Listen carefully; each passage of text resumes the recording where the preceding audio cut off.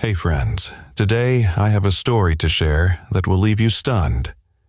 It's a story I came across, and trust me, it has haunted me ever since.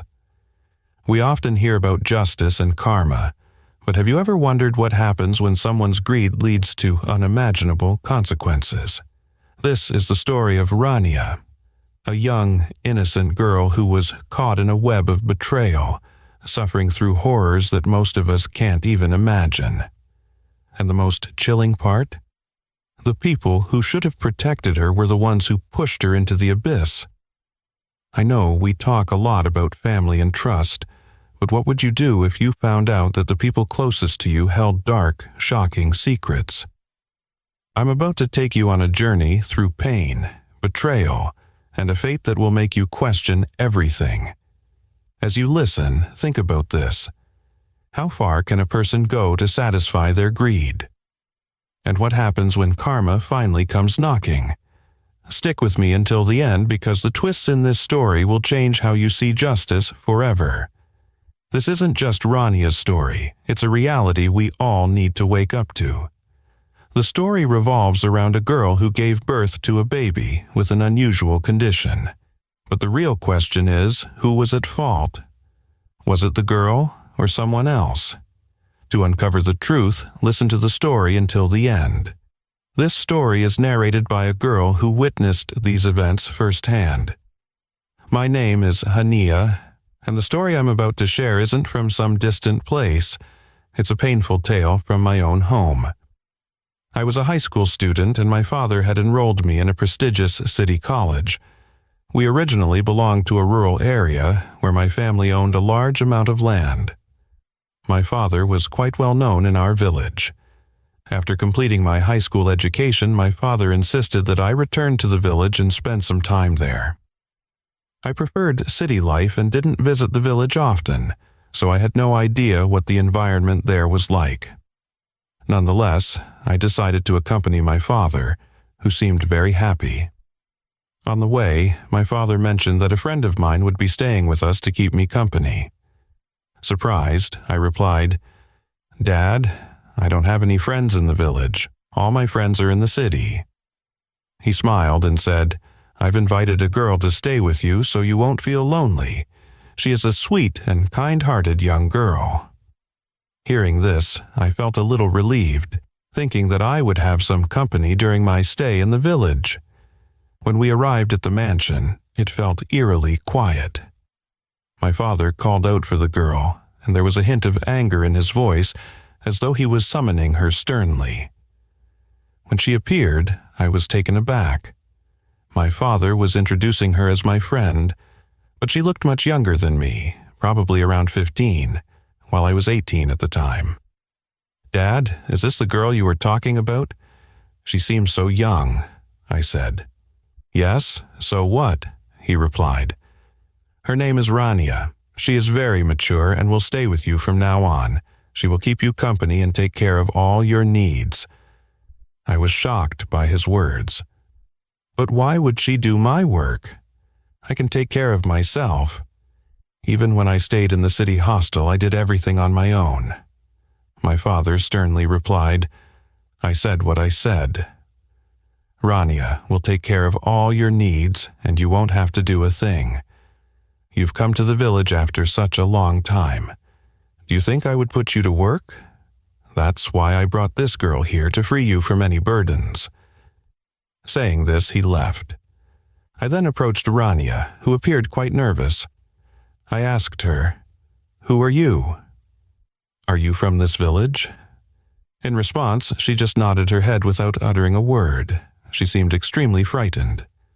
Later, when I went into my room, she came in with tea for me. I immediately told her that there was no need for that, explaining that my father was strict because he managed all the village affairs. However, I advised her not to take his words to heart. As soon as I said this, she ran out of the room. There was a small quarter beside our mansion, a place I was not allowed to enter. One day, I saw my father coming out of that quarters, looking extremely angry. Not understanding the situation, I quickly made my way into the quarters.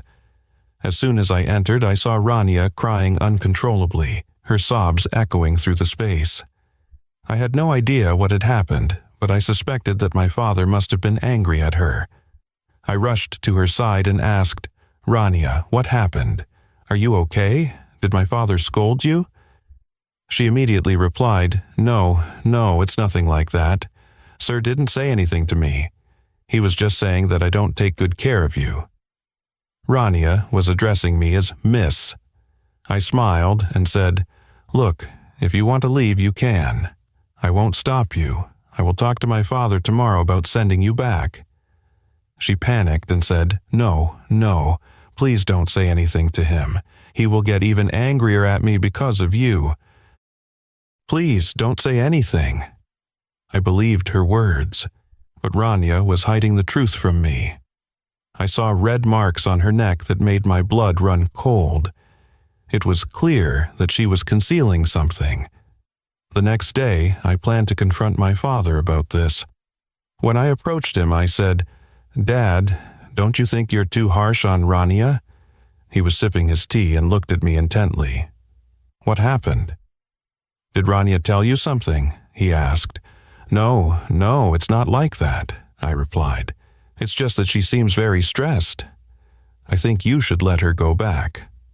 My father, visibly angry, replied, "Fine. I will make her understand this time, and she will have to listen to me." He stood up abruptly, and I quickly ran after him. I had a hunch that he was going to see Rania again. I pleaded, "Please, don't do this. It's not her fault." I couldn't understand why my father was always so angry with Rania. A few days later, I received news that made my blood run cold. Rania had fallen ill with a sudden fever and hadn't come to the mansion. I grew very worried. Now, my father started saying, "Look, don't ask Rania to do any work anymore. You've had 2 months of rest, which is why I brought Rania here. But now you should start handling things yourself." I was shocked by his words because my father had always pampered me, never letting me set foot on the ground. Yet now, he was speaking so differently. I became suspicious. Rania had never stayed in the mansion. She always lived in the quarters nearby. One day, I secretly went to the quarters when my father wasn't around. Rania looked extremely unwell. She was just lying on the bed, looking frail and weak. When I saw her, I could hardly recognize her. Her body seemed slightly swollen, and I couldn't understand what was happening to her. I immediately checked her temperature and asked, "Rania, what happened to you? You haven't been to the mansion for days. I missed you, so I came to see you." Rania weakly replied, "Miss, I've just fallen ill." Hearing her words made me uneasy. I quickly said, "Let's go. I'll take you to the doctor." She hesitated and said, No, Sir already took me to the doctor." I was taken aback because my father hadn't mentioned anything to me. I asked, "What did the doctor say?" She answered, "The doctor asked for some tests. I don't know what the reports say, but Sir says I need a lot of rest." Her eyes were empty as she spoke, but then she glanced at the clock and said, "You should go now. I need to rest." I checked the time. It was already midnight. "I want to stay for a while and talk to you," I insisted. But Rania responded, No, miss, I'm feeling very sleepy. Please, you should leave." I realized there was no point in staying, so I left the quarters. However, I was deeply troubled, trying to make sense of what was happening to Rania. A few days later, I decided to visit her again to check on her. When I entered the quarters, she was in the bathroom. I was about to leave when I noticed a report on the table. I don't know why, but I picked it up and began reading it. What I read felt like the sky was falling down on me. Rania was pregnant. I was utterly shocked and couldn't comprehend what was going on. Whose child was it? I hurried back to the mansion, completely distressed. My father kept asking me, "What's wrong? Is something bothering you?" But I replied, No, nothing like that. Now, I needed to find out about Rania's family and where they lived. I couldn't live in peace until I uncovered the truth. Rania worked in our mansion and never went outside, so how could she be pregnant? I had to uncover this secret. At times, my suspicions turned toward my father, but then I would scold myself, thinking, Hania, how can you suspect your own father? My mother had passed away when I was just 4 years old, so I had never seen my parents together. Whenever I visited my aunt in another city, she would always speak ill of my father and urge me to stay with her instead. However, I could never leave my father. He owned a significant amount of land and property, and with no son in the family, it was all supposed to be mine someday. So, I felt that leaving him was not an option. My aunt would always say terrible things about him, even going as far as to say that he was responsible for my mother's death. Whenever I heard her speak this way, I would dismiss her, saying, No, it can't be true. Why would my father harm my mother? She would just sigh deeply and reply, You don't know. When you were born, he blamed your mother for giving birth to a daughter instead of a son. From the moment I heard those words, the love I had for my father began to wane. It was one of the reasons why I never felt comfortable in the village. Deep down, I was always suspicious of my father's character. His lifestyle involved mingling with influential and, at times, notorious people who owned large plots of land alongside him. They were known for their indulgent ways. While pondering over these thoughts, my mind returned to Rania's situation. She was pregnant, and I was terribly concerned. I managed to find out where Rania's family lived and decided to visit them. When I arrived at their house, I was struck by their warm hospitality. They quickly seated me and began offering refreshments, treating me with utmost respect. They brought fruits and drinks, doing everything they could to serve me. I wondered why they were treating me so graciously. As I glanced around their home, I noticed that although it was made of humble materials, they seemed to have all the necessities of life. They soon said, Your father has been very kind to us. He has forgiven us. Hearing this, I was left speechless. I asked Rania's mother, What do you mean? And why don't you let Rania come back anymore? When her mother avoided eye contact, I quickly said, Look, I came here because I want to know the truth. As soon as I said this, her mother broke down in tears and said, Please forgive us. What else could we have done? It's my husband's fault. He sold our daughter. My husband was heavily indebted to your father. He owed him a significant amount of money, but your father gave him a deadline a few months ago to pay it back. My husband, always gambling and losing, had no way out, so he made this deal and handed over our daughter to your father. When I heard this, it felt like I was being thrown into a deep, dark pit. Was this really happening? Could my father be involved in such a thing? I had never imagined it. I asked, Please just tell me the truth. Was my father involved in this? She replied, Yes, he was. It was your father who used to lure my husband into gambling. On the other side, it was your father who bet against my husband, and my husband lost to him. Already heavily indebted, he resorted to selling our daughter in desperation. I thought your father would refuse, but when he saw my young daughter, he couldn't resist and took her away.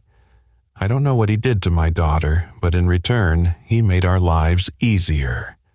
Look at all these things, the machines and other items. Your father provided them for us. All I want now is for my daughter to be happy, wherever she is. I'm grateful to your father, but I never thought he would actually take my daughter away. She continued to sob uncontrollably while my face turned pale. I was filled with rage against my father. I still had to tell Rania's mother that she was pregnant, but I felt that if I told her, she wouldn't be able to bear it.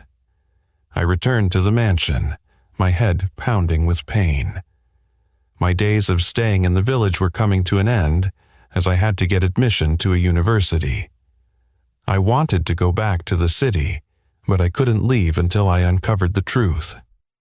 I had to know my father's role in all this, so despite his urging, I stayed in the village, making the excuse that I was enjoying the fresh air and feeling healthier. I also added that I was having a great time with Rania's company. One day, I confronted my father, saying, "Dad, how long do you plan to hide the truth from me?" Hearing my words, his face turned pale. Panicking, he replied, "What truth? What are you talking about?" I said.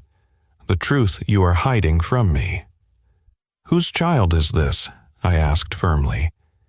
He responded, "Look, you don't need to concern yourself with this. Why do you even want to know?" Listening to his evasive words, I felt the ground slip from under my feet. He then said sternly, "You don't need to interfere." I replied, "If you don't tell me the truth, I will spread the word throughout the village that a prominent man from the city has wronged a young girl." Before I could finish, he silenced me with anger. "How dare you speak to your father like that? You shameless girl!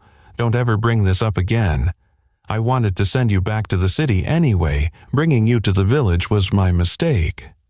In a fit of anger, I said, "Oh, so now that I'm learning the truth, you want me to go back to the city so I won't uncover everything? Well, let me tell you, I am not leaving until I find out the whole truth, including who the father of Rania's child is." I stormed back to my room, fuming with anger. By now, my aunt's words felt truer than ever. I wanted to tell her everything. When I shared the whole story with my aunt, she was shocked and warned me, "I'm telling you once again, come back here quickly before you and your father are disgraced in front of the entire village." I replied, "I don't want to leave just yet. I need to know the entire truth." On that day, my father was away at the fields, and I saw an opportunity. I called Rania to the mansion. She was on the stairs when I grabbed her by the arm and pushed her slightly. Rania screamed in fear, and I said harshly, "If you don't tell me whose child this is, both you and this unborn life will be destroyed." Hearing my threat, Rania quickly replied, "Miss, I will tell you everything. Please, just don't harm me." I immediately helped her back to her feet, and then she started telling me the truth. What I heard made my entire being shiver. The truth was that when my father took Rania from her home, he immediately married her. After that, he would visit her at night, abusing and mistreating her. He did this to torment her father, who had been deep in debt to my father. My father wanted Rania's father to see his daughter in agony as a reminder of his mistakes. Rania had endured this suffering for a long time. When my father learned that Rania's health was deteriorating, he took her to the hospital himself. When the doctor revealed that she was pregnant, my father decided to take care of her, which is why he had instructed me not to make Rania do any work anymore. Shortly after, my father found out that Rania was going to give birth to his heir, and he became even happier, growing more resentful toward me. He even mocked me, saying that my mother had given birth to a girl, while he wished for a son to inherit his legacy. Hearing this broke my heart. But now I understood why my father's behavior towards me had been so harsh. It was because he knew his heir was on the way. I told Rania, "Don't worry, you are innocent in all of this. What happened to you is terrible, but my father will get his punishment." I prayed daily that God would make my father suffer for his cruel actions, that he would regret them for the rest of his life. After saying this, I sent Rania back. I kept my distance from my father. Just the thought of him filled me with disgust. I wanted to return to the city as soon as possible, but my father was relentless in his cruelty toward Rania. As Rania entered her last month of pregnancy, my father still showed no mercy. He took delight in tormenting her as a means of taking revenge on her father. The only joy in his life was the prospect of his heir's arrival. However, he used even that joy to continue exacting revenge. Eventually, I shared the truth about Rania's pregnancy with her parents. They had no knowledge of the marriage either, so I told them about that as well. My father had strictly forbidden Rania from disclosing any of this to anyone. He feared that word would spread throughout the community that he had married an underage girl, one much younger than his own daughter. To avoid public shame, he threatened Rania, warning that he would kill her if she revealed the truth to anyone. This is why Rania had kept silent all this time. One day, when my father had gone out to the fields, I suddenly heard Rania screaming in pain. I rushed to her and realized that it was time. I quickly called for a midwife. As soon as the delivery was over, my father returned. He was ecstatic and so eager that he pushed me aside, saying, "Move. Let me see. I want to hold my heir in my arms." The push caused my head to hit the wall, leaving me with a serious injury. My father asked the midwife, "Why haven't you brought the baby out?" as she came outside. But there was a strange look of terror on her face, and she replied, "I can't bring him out. You'll have to see for yourself." My father went inside, and then I heard a scream escape his mouth. I was extremely worried, but I was in no condition to go inside as my head was spinning from the injury. Rania's mother had arrived by then and, seeing my condition, took me to my room and dressed my wound. Due to this, I did not see the baby myself, but I could still hear my father's cries echoing through the mansion. A little later, when I stepped outside, there was an air of sorrow everywhere. I quickly went to Rania and asked, "Rania, what happened? Show me the baby. I want to see him too." Rania replied, "Miss, I did give birth, but the child's appearance is such that anyone who sees him will be horrified. He has 3 heads. When she told me this, I was frozen with shock. Now I understood why my father had collapsed onto his bed. When he saw his child, he couldn't bear it. The news spread everywhere that this was my father's child. People began saying that my father must have committed some great sin to be given such a punishment. I now knew what that sin was. My father had killed my mother because she had given birth to a daughter, me. If my mother had borne a son who could have become my father's heir, he would have cherished her. But instead, she gave birth to me, and in his eyes it was a grave sin. For that, he punished her by taking her life. And now, fate had turned against him. God had given him a child who had become a symbol of retribution, a lesson for everyone. The child passed away a few days later, and Rania returned to live with her parents. My father, bedridden and filled with regret, soon died as well. Although I inherited all of my father's property and lands, I left the village forever, choosing to live with my aunt in the city. And that, friends, is the heartbreaking story of Rania.